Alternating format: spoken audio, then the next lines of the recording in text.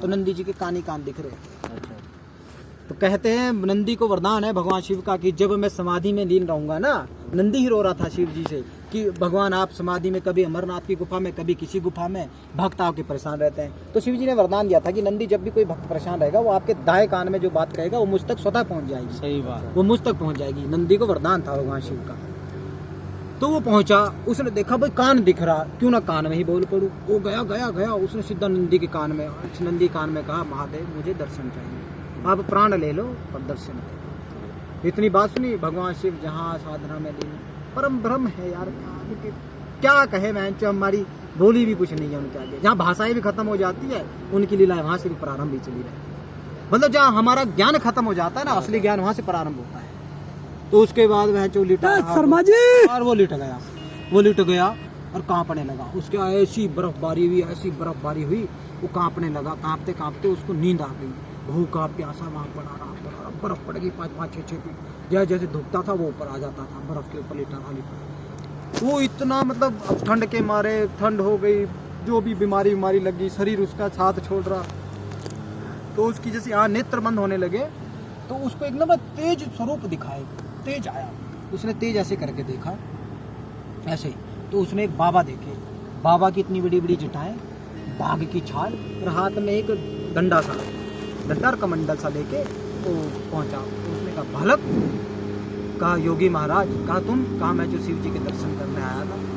उन्होंने कहा तो हो गए दर्शन, कहा कहाँ हो जी, कपाट बंद हो गया। उन्होंने कहा अच्छा। उन्होंने ऐसा, अरे तुम तो बहुत तप रहे हो, तुम्हारा तो शरीर, तुम्हारी तो हालत बड़ी, स्वास्थ्य बिल्कुल खराब है, चलो मेरे साथ के मेरे कुटिया में विश्राम करना, कल दर्शन करवा दूंगा।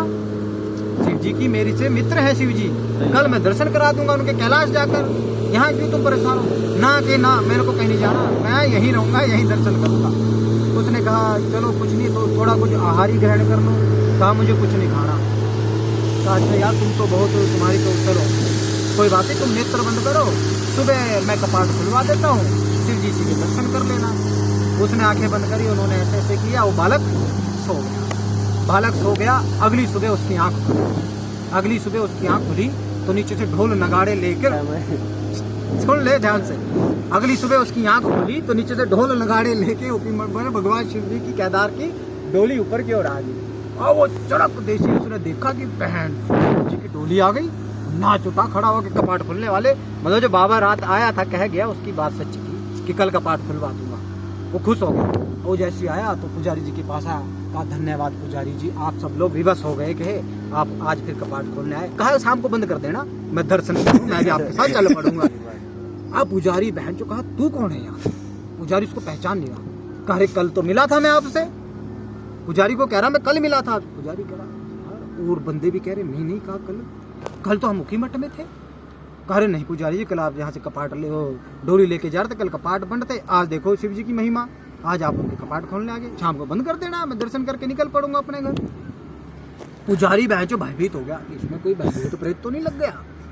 उसने अपने गणों कहा देखो जरा इसका स्वास्थ्य पानी में चेक वैक किया, भाई साहब क्या है, ठीक कहा, व्यक्ति भी स्वस्थ है, कुछ है ही नहीं है। वो कह रहा यार आप क्यों मजाक कर रहे हो पुजारी जी? अरे हम थे ही नहीं यार, हम तो 6 माह के बाद आ रहे हैं।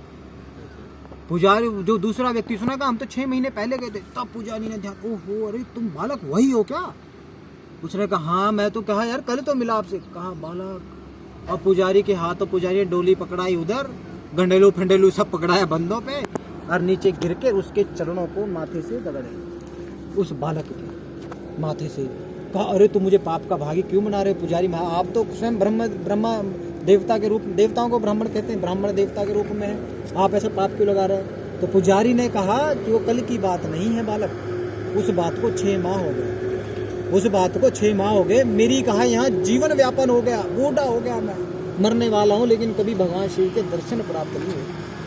तुझे उन्होंने मतलब काल खंड, शिव जी ने काल की जो गति है ना, उसके लिए एक रात की कर दी।